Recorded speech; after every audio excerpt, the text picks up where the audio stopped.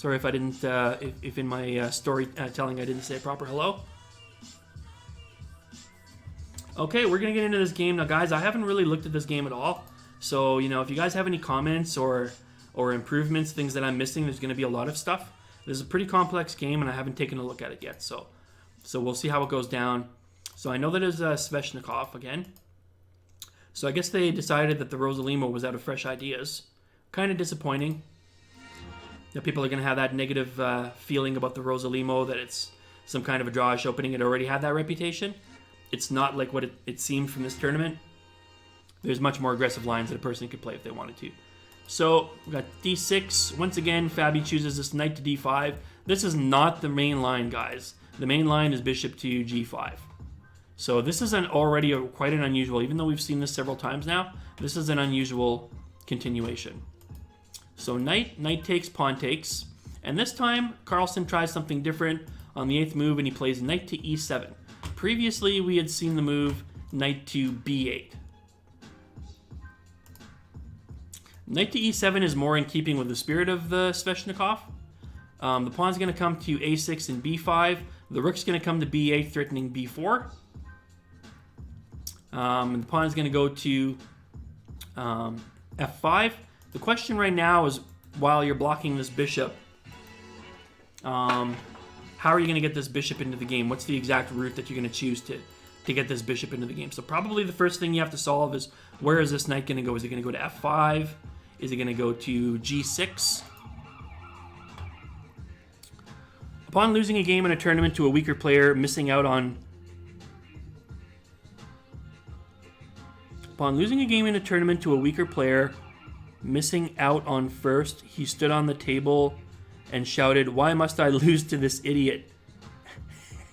I have heard that story, but I didn't know if that was an urban legend or not. Has that story been confirmed?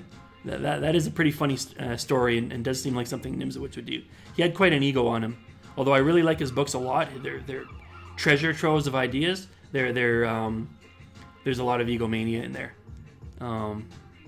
He was paranoid at restaurants. Okay. He sounds like an eccentric guy. That all seems kind of like pretty Nimzowitsch-y kind of stuff. Nimzowitsch, one of the founding fathers of the hypermodern school of thought, where you can try to use your the influence of your pieces to control the center without having to directly occupy it, and other ideas as well, including things like the blockade and the isolated queen pawn. So here we got c4. I think that's a really good move.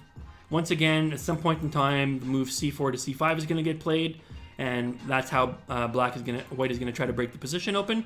For Black, he's going to play f5 and probably f4 and e4, and then either f6 or f3 or e3, and that's how Black's going to break things open. So we'll see which one goes faster. It's kind of a nice, double-edged position. So Black plays knight to g6.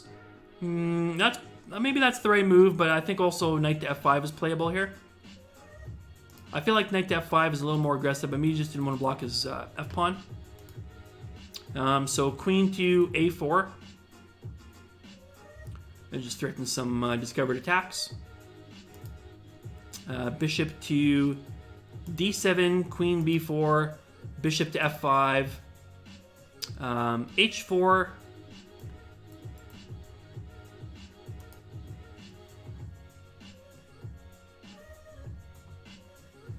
Yeah, exactly, Brooklyn. Howard Hughes type stuff. I've heard the story that the hotel where Howard Hughes was staying, the famous stories about how he was like a germaphobe and the Kleenex boxes on his feet and the long scraggly beard and all that. There was a story where have you ever heard the story how like he had like a 12-point pamphlet for his maids on how they were supposed to prepare a peach for him? How to cut it and peel it and everything in just exactly his specifications, right? Well, there was another story that at one point in time he became really addicted to this certain type of like chocolate mint ice cream or whatever it was, right? So he ordered like 100, 5-gallon drums of this shit, and he had it sitting in the in the freezer of the restaurant at the hotel.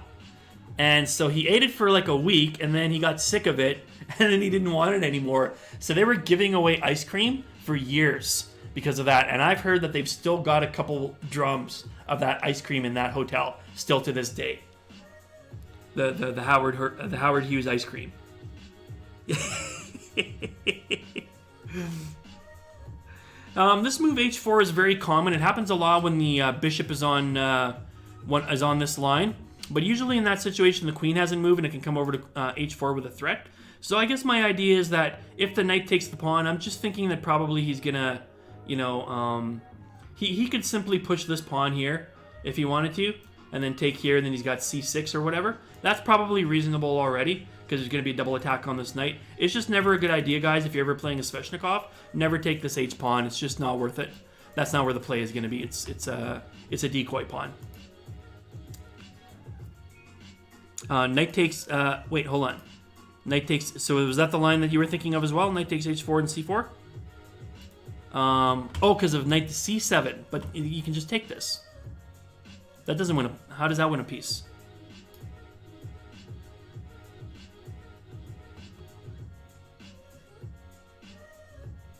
What am I missing here? That doesn't win a piece, but I think c4 wins a piece. Maybe not a piece, but I mean, it's just going to be really ugly, right? Hold on. I'm trying to see what your line is. So, h4, you want to do knight takes h4, and then what?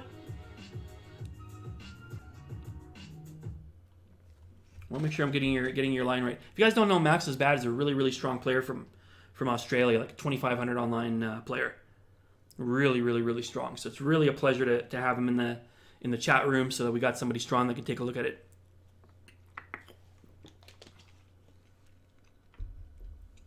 Oh, I see. You want to do rook takes h4. Okay. I gotcha.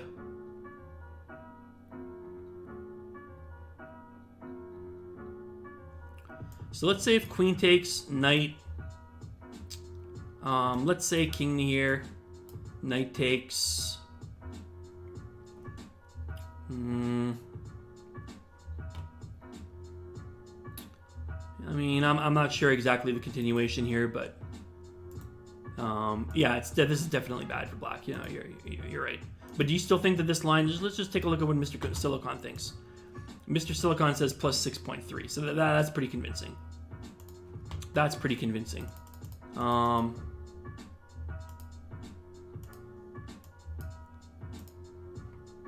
The computer says rook takes and a6.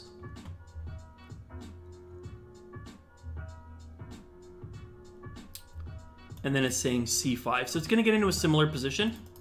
Let's see out of curiosity on the pawn push. It doesn't like this as much. It still says a small advantage for white, but it doesn't like this as much as your line. No, your line's better, but it's just not as clear as winning a piece because there's still some complications, but I didn't see a6, but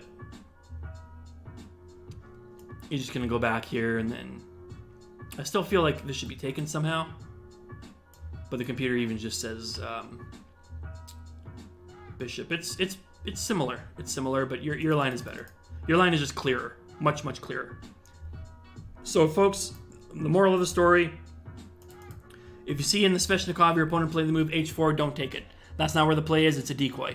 It's a trick. It's a trap. It's a trap. What's that guy's name? Admiral Akbar.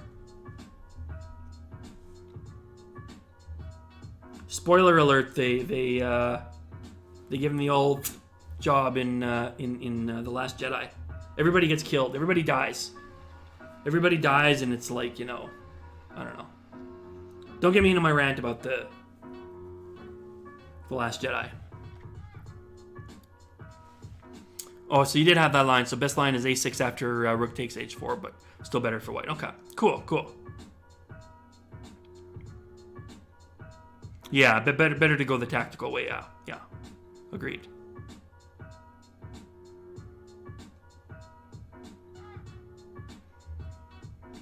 The hyperdrive stuff.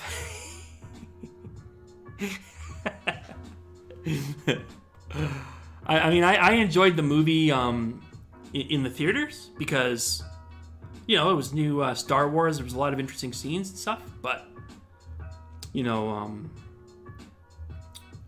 I don't really like the direction that they went in. The best new Star Wars movie for me was Rogue One, and it's not even close. It's not even close.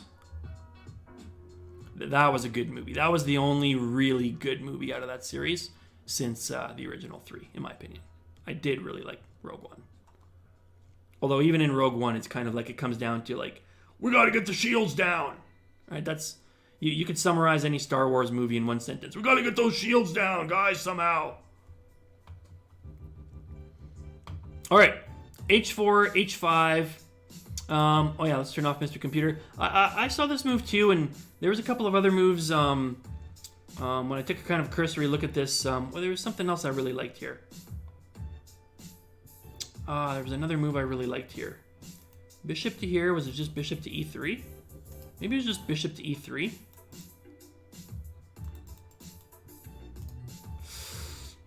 I don't really remember, but there was another move that I liked here. Anyways, maybe I just was seeing things, but I do like bishop to G5. I like bishop to G5 because you got that square, and you're gonna take this bishop out of the game completely, right? Hey, Pickle Pawn is in the house with 100 biddies, man. What is up, Pickle Pawn? Pickle Pawn, I owe you. When we do that charity event, I'm gonna put 100 bits down in your name, because remember when we were doing that thing the other day, and I was showing this demo. This graphic, and I was saying about the charity bits. So guys, from December 12th until the 27th, if you type hashtag charity and donate bits, Twitch will donate 20 cents for every 100 bits that you donate to a charity called Direct Relief. Now, when I read this the first time, because of when it had come out, I assumed that it was December 12th till 27th, because that's the day that it came out, but I was a month off. So I said this in the chat, and I was telling people, and then Pickle Pond was like, you mean like this? And he donates some bits and types hashtag charity. I'm like, yeah, thank you. That's so cool of you. And then I looked afterwards, and somebody told me, yeah, doesn't that say December? So like I totally screwed that up. So I'm gonna put those extra biddies in your name, and there you're putting it again. And so I'm gonna have to do those in your name, because that doesn't happen until December, and we're still in November. So like I screwed it. I spaced on the date, guys, is what I'm trying to say. I spaced on the date. So, but I will put those in your name. So thank you, Pickle Pond, VIP, sporting the VIP badge. A pleasure to have you. So yeah, I like this bishop to G5 move because I feel like this queen's out of moves. So like, what really does he have besides bishop to E7? There's nothing. He can't play F6. His pawns are all, crammed up. He's got a bishop on F5 and a knight on G6. How's he ever going to get this bishop into the game? I feel like if bishop to G5 gets played, the only move he could play is bishop to E7. Right? Am I wrong about that? And then in this line, after bishop takes, the only move is king takes. Otherwise, you're losing your pawn. Unless queen takes and knight takes. No, king here? Is that possible? Maybe this is possible, but I have to say that this looks like a slaughterhouse for white. So no. Black's not getting into this jazz. So yeah, this bishop G5 looks like a pretty strong move. It's all good, my dude. We got bits for December too. Right on, man. Right on. I appreciate that support.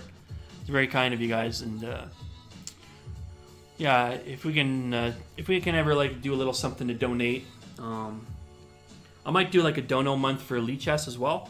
We're actually live on elitechess.org right now, but I might do like a dono month or a dono show or something like that, where we can raise a little bit of money for Elite Chess, because Elite Chess is completely free. Got to be the best chess site on the best free chess site online, and they basically run off of donations. There's a lot of hard work that goes into this, and they give it to us for free. So, I think that would be a nice thing that we could do as well. Oh yeah, because king. Oh, I see. Because queen takes, and I see your line, Max. Queen takes and just king to there. I see. Yeah. So you didn't even need the pawn push, although that pawn push was also deadly. So okay. So that's not going to happen. So what do you think, Max? After this bishop move, I don't think F6 is playable. What does Mr. Silicon think? Mr. Silicon says run. Run away, brave Sir Robin. Run for your life. Man. I mean, that's a good move. I'll admit that's a good move that I didn't see, but boy, you're in trouble when you start having to play moves like that. Yeah, this can't... I don't think Magnus is going to be happy with that position. He might be able to hold, but he's not happy with that position. So, okay, so instead what happened was the queen to a4, the bishop back, the queen and the bishop, and probably in a different game they might have just repeated moves, but since they're not allowed to repeat moves until 30 moves have been played, so instead the move bishop to e3 gets played. Again, I feel like bishop to g5 is probably a strong move here. And so we get the continuation, a6 and knight back to. And I'm glad that this move got played. The reason why you could play the knight to c3 here instead of a3 in the previous lines is because the pawn is on c4. Although for my taste, I still feel like this is a playable line. But here we don't have the a3 and the a5, so we don't have it's not really the same kind of an outpost for that knight on b6. You want to use this bishop to be running around and making attacks and stuff, not tied down to the defense of a knight on b6. So it makes a lot more sense to go to c3, and if he ever wants to, he can still regroup at some point in time. Go to that b6 square. So queen to c7, he's going to try to take advantage of this pawn here, and he's preparing the way to castle. So g3, bishop to e7. And wow, this pawn structure reminds me of the game that Magnus almost lost in game 6. Funny that we would get this with Fabi. Funny that Fabi would repeat a pawn structure like that. Maybe because the pawns are locked up, so he doesn't feel like this pawn is under direct attack. But that seems strange to me. Knight to f8. Clever little move. Clever little move. Black's king is safe. He's not in any real danger here. So he's not afraid. He's not afraid to be temporarily stuck in the center of the board.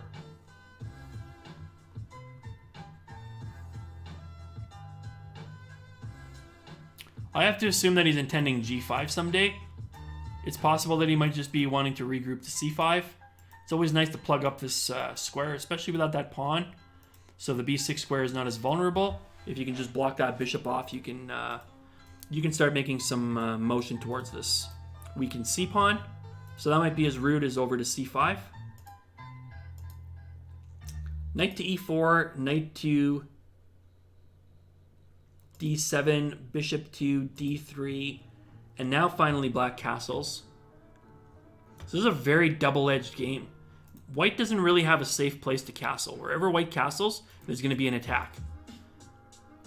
Meanwhile, white is threatening moves like, at some point in time pushing this g-pawn and maybe planting a knight or a bishop on g5. So there's some pretty substantial attack that can take place on black's king as well. This is a very double-edged position.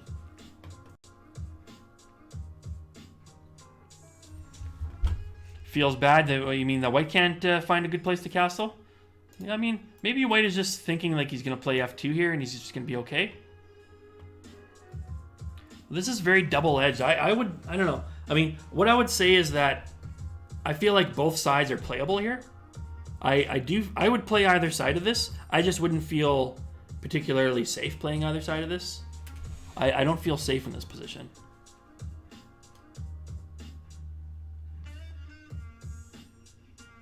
Almost got to 2,900 tactics, then failed 7 in a row. Oh, man. RIP 100 points a daydream. Wow, that's amazing, Max. Good for you. You're getting closer to Nakamura territory there. Okay, so rook to h2, a very clever little move. He's intending to come over to the c2 square and then push his c-pawn. That's where that guy's going. We've got rook to c8, and look at this insane move. Castles. Castles right into the fire. Straight out the frying pan, into the fryer. I be the music biz #1 supplier. Flyer than the piece of paper bearing my name. I got the hottest chick in the game wearing my chain. That's right, hove. Right into the fry. Look at this, man. Like, who wants to make a move like that? That's crazy. You've got to be Fabiano to make a move like that. I would never castle into this. Never in a million years. You can just play b5 right now and start messing up this guy's pawns. You can't even really play the b pawn push, because on pawn takes and pawn takes, there's going to be like rook over and stuff. And then this rook's coming into the game. This is disgusting. Look at how quickly this evaluation is going to go south for white. See that? A couple of pawns down just within a couple of moves. Just go back to this position here and dead draw, right? So just out of curiosity, how does white meet this b5? Again, just with rook over to c2. And that was the reason why he played the rook to h2 in the first place. Okay. So instead he plays, black does, bishop to g6. Now here comes that f-pawn. Rook to c2, he's going to play the f-pawn anyway. So now it's Magnus playing with fire over here. Magnus going to leave his queen on an open file like that. This position's strange because the type of pawn structure that black has here, even though it seems like there's a lot of little weak points, this pawn structure is very permanent. It's very solid. The only real, there's only really those two levers, the F file and the C file. So there's not really a lot of areas where you can break it open. So even though it seems like there's a lot of action, it's actually fairly closed off. This is a fairly closed position. Hey, Vinsilden's in the building. What's up, man? Oh, and he's got the, what is that? Is that some sort of a special, Vinsilden in the building? What is that crab, man? Where'd you get that from? Kingly Bingley flashing the Nigels. Let me get my trouts out there. We got Brooklyn Raw in the house. I'm trying to get this guy with some, we're going to hook Brooklyn up with some emotes soon. I can't wait to get this guy some emotes. I'm losing all of my subs. I still have a lot of expenses with this brand new place I just moved into this month, and probably in January again. There's gonna still be a couple more months of real bad pain financially, so it's not gonna be I'm not gonna be able to sub as much as what I would like, but I'm still gonna get my subs in. It's gonna take a little longer. I'm doing okay, Vinsilden. I haven't seen you stream in a while, man. Taking a look at Game 12 from the World Chess Championships. It really doesn't last that much longer, guys, so I'm just kind of slow rolling it. But what do you think of this position, guys? I mean, I feel like there's a lot of interesting stuff still happening here. I mean, I don't know who's better. I just know that this does not look like a position where I'm thinking this game's going to be drawn in 8 moves. So you have knight back to f2, knight to c5. It finally lands on that powerful square. This is a good position for black. f4. A nice little couple of moves here. So f4, he's just going to try to fix this pawn structure. So any hope of a pawn break will be stopped. The king side will be frozen. Yeah, it's true that after the pawn push, you're attacking this bishop, but it can just move out of the way. There's no problems here. And it's a very close position. That's his idea for playing f4. Instead, black plays the move a5. That's a nice little intermezzo. Wow, that's a nice little move.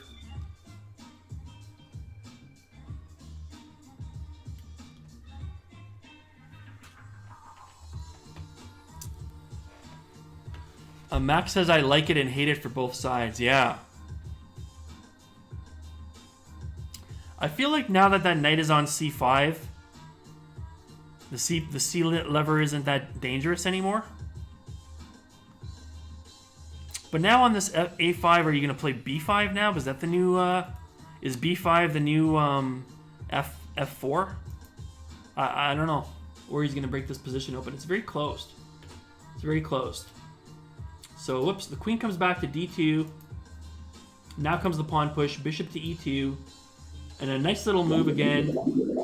Oh, we got the, Vinsilden's working the bubbles. Vinsilden's got the sound effects going, guys. Those are in a panel underneath the screen if you want to mess around with the sound effects. So bishop back to e8. So he's planning to push this pawn, and it'll be multiple defended.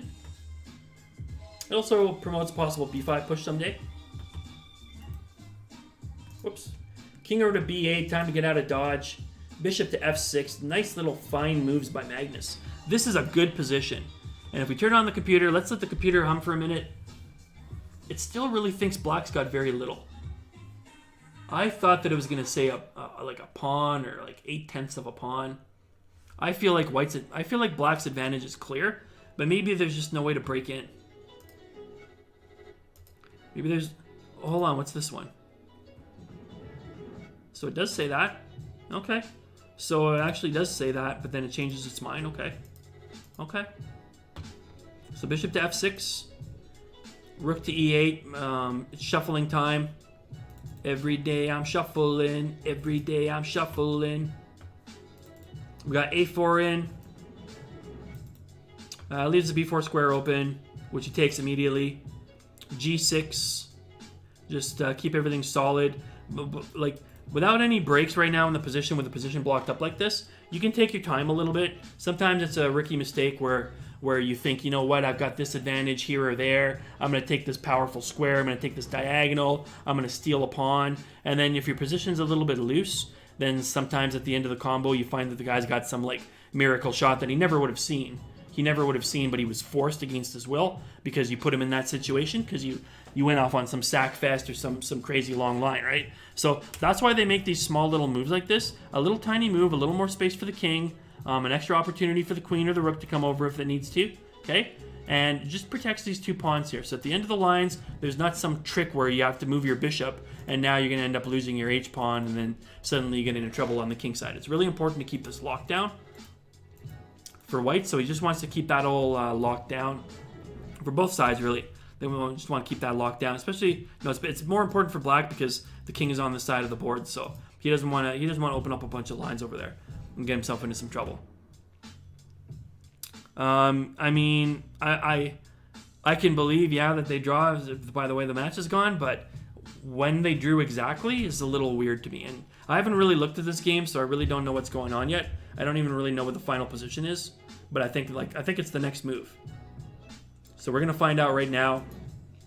The rook comes over to d1, shuffle in, just shuffle in, and the rook comes over to a8, and they draw. Now here's what I'm thinking. This is what I'm thinking is gonna happen. Bishop to d4, I think, is the move.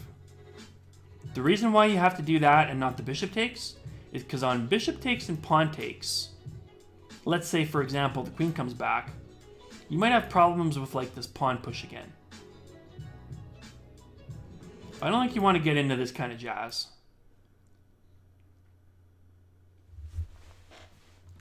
I don't think this is where you want to be.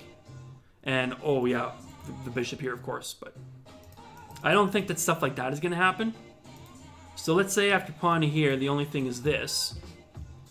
So it protects against that, but now look at these nice juicy squares over here. And how are you supposed to oppose this knight? Like, show me a square on the board where this knight can get to without it can attack that bishop. There's not really any square. So this bishop is going to be godlike and it's just going to dominate you. And even the queen can come over and take advantage and like abuse you on this diagonal over here. So that's why I think in this line that white's plan is he's going to play bishop to d4. If pawn here, probably still you got to play this.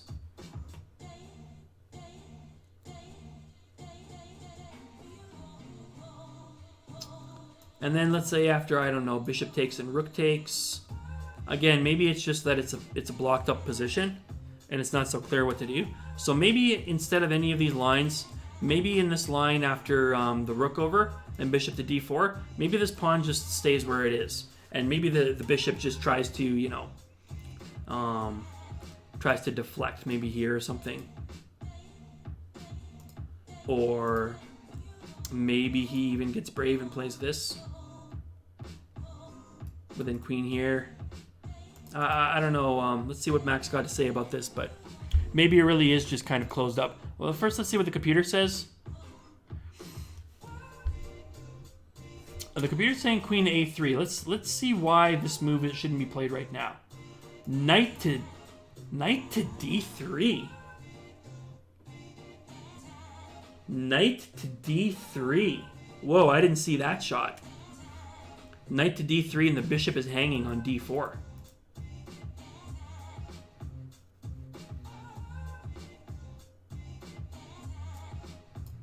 Bishop takes and bishop takes. And then bishop has to come back to c1 because the knight would be hanging otherwise. Now it's saying bishop to c5. I don't know about bishop to c5, but everything else on that line does look pretty good. He does end up with a bishop pair out of this deal. But again, it's still kind of a close position. He does have this e-pawn push that can move forward. So that's interesting. I didn't take a look at that, though. So bishop to here and knight to d3 is pretty serious. So let's see what Max got to say about all that.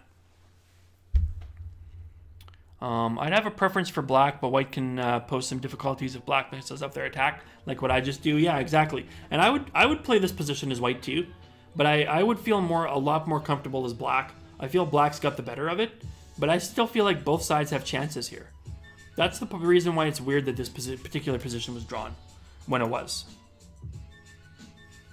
I don't think black can push well. Yeah. Yeah, I need a little positional tactic with knight d3. I like that. Right.